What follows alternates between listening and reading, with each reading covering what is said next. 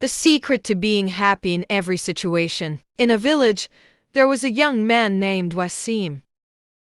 He was always unhappy with his life, sometimes complaining about his lack of wealth, sometimes blaming his fate, and sometimes feeling sad when he saw others succeed. He believed that happiness was only meant for those who were rich, powerful, or famous.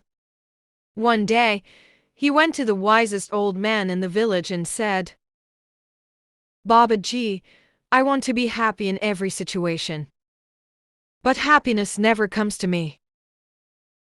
Please tell me the secret to happiness."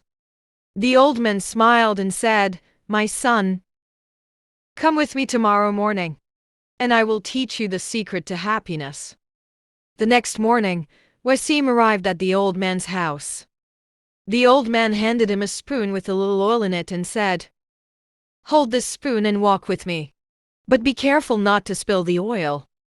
Wasim walked carefully, keeping his eyes fixed on the spoon to ensure that not a single drop of oil spilled. After a while, they reached a beautiful garden filled with colorful flowers, singing birds, and a flowing waterfall. The old man asked Wasim, "Did you see the beauty of the garden?" Feeling embarrassed, Wasim replied, "No, Baba Ji. I was only focused on not spilling the oil." The old man smiled and said, "Now go again and explore the garden. Observe everything carefully, but also take care of the oil in the spoon."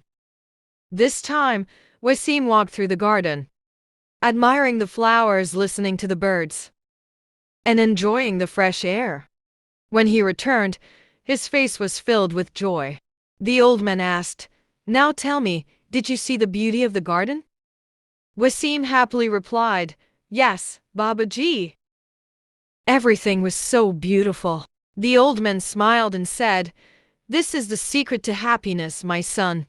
In life, you must fulfill your responsibilities.